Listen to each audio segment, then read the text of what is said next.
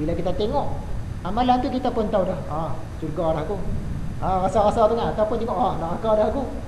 Kita tahu, kita tengok amalan kita tu tahu dah. Tengok kitab tu tadi kan. Ya, jadi yang ni dia cerita hakikat tadi tu. Semua Tuhan dah tahu orang ni nak masuk syurga kah, masuk neraka kah, nak derhaka kah, nak maksiat kah, nak taat kah. Tuhan tahu sejak azali lagi dah. Tapi kita sebagai ahli sunnah wal jamaah, kita tetap kena usaha, kena ikhtiar. Tak boleh tinggal. Sebab kita seimbang syariat dengan hakikat. Allah dah tahu dah Fir'aun dia tak akan beriman. Allah pun tahu dah Namrud tak akan beriman. Tapi Tuhan tetap hantar Nabi Musa pergi berdakwah kepada Fir'aun. Dan Tuhan tetap hantar Nabi Ibrahim berdakwah kepada Namrud. Adakah Tuhan tak tahu yang Fir'aun dan Namrud ni tak akan beriman?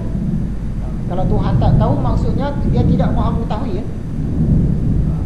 Jadi Tuhan dia maha mengetahui. Dari azali dia kenal dah Fir'aun Namrud ni. Bahkan dia yang cipta, dia yang rancang.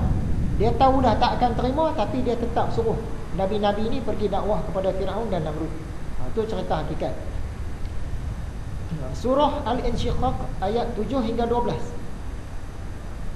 Adapun orang yang diberikan kitabnya dari sebelah kanannya, ini untung, maka dia akan dihisap, diperiksa dengan pemeriksaan yang mudah. Custom dia tak teruk lah, dapat belah kanan. Jadi custom dia tu ringkas. Dia tengok beg kita, kalau di dunia lah tengok beg lebih kurang, okey dah, selamat lah, tak lama lah, seminit dua selesai. Dan dia akan kembali kepada kaumnya dengan gembira.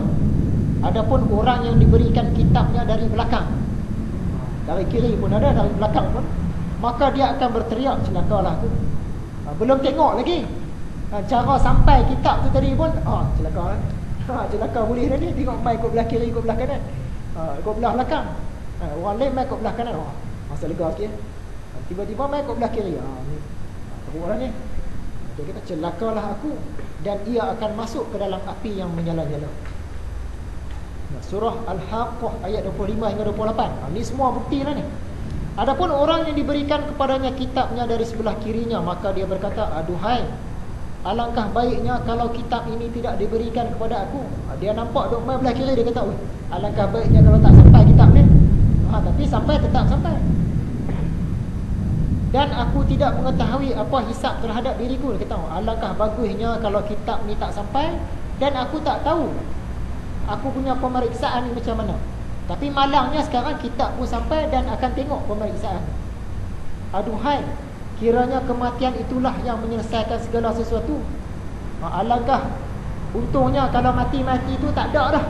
Alam akhirat ni mati-mati tu kira hilang terus dah, jadi debu hilang. Ni orang-orang yang dapat dari sebelah kiri. Masa itulah baru dia menyesal. Kita harap janganlah kita termasuk golongan ni. Bila nampak demam dari belah kiri, masa tu alamak, alangkah baiknya kalau kitab ni tak ada, kitab ni tak wujud. Alangkah baiknya kalau kitab ni tak sampai. Alangkah baiknya kalau tak ada hisab. Alangkah baiknya kalau mati-mati dulu terus tak ada apa-apa dah, tak ada alam akhirat dah. Malangnya ada. Bila ada, dia nak kena lalui lah. Harta aku sekali-kali tidak memberi manfaat kepada aku. Malangnya ada. Dan antara orang yang nak kena ni, kalau di akhir hayat dia tak beriman lah, antaranya ialah Karl Marx. Ni pengasas fahaman komunis. Dia tak percaya Tuhan-Tuhan ni, tak percaya agama-agama, tak percaya hari kebangkitan lagi, dia tak percaya.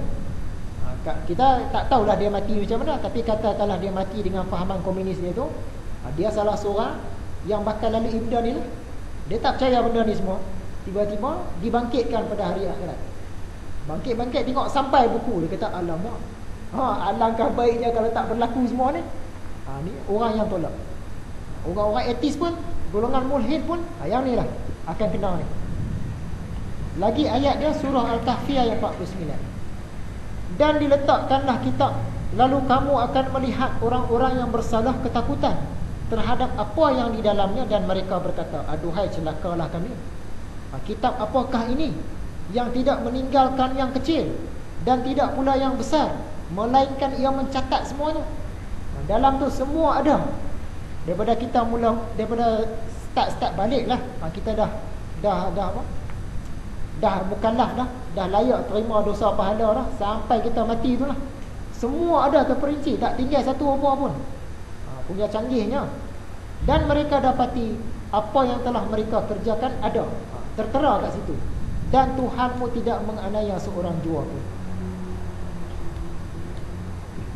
Masa itu Iblis, Azazil pun dia tak boleh nak bertikai dah. Sebelum ni dia mungkin bertikai, kenapa kamu tak sujud kepada Adam?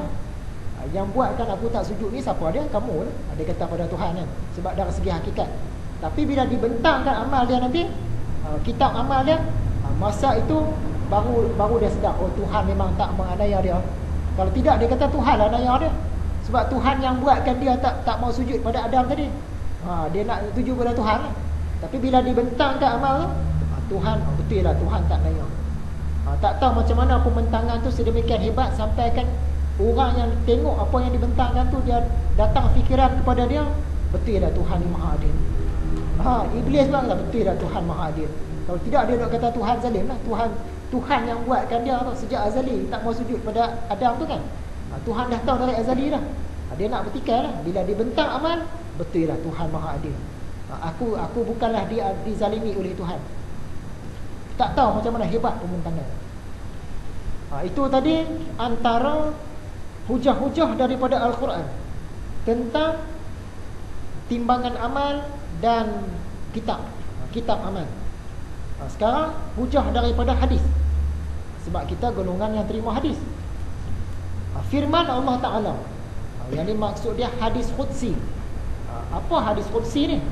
Hadis Qudsi ni Tuhan yang bercakap, tapi Nabi yang bagi tahu.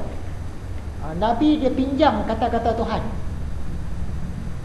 Firman Allah Ta'ala, Tuhan yang bercakap, tapi dia hadis, bukan ayat Quran. Nama dia hadis Qudsi. Kata Tuhan dalam hadis ni, timbangan akan ditegakkan, akan dibuat timbangan pada hari kiamat, hari kebangkitan. Seandainya pada hari itu langit dan bumi ditimbang, maka akan mencakupinya. Punya besarnya timbangan tu. Tak tahu rupa macam mana. Tapi kalau diletakkan langit dan bumi, memang tak cukup. Dia boleh meliputi langit dan bumi. Punya besar yang timbangan dia tu.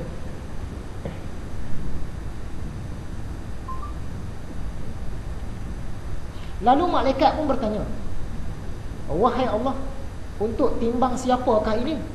Lalu Allah pun menjawab, untuk makhluk aku yang aku kehendaki. Yang mana aku suka nak timbang, aku timbang. Malaikat tak ada ilmu tu, dia tak tahu siapa dia.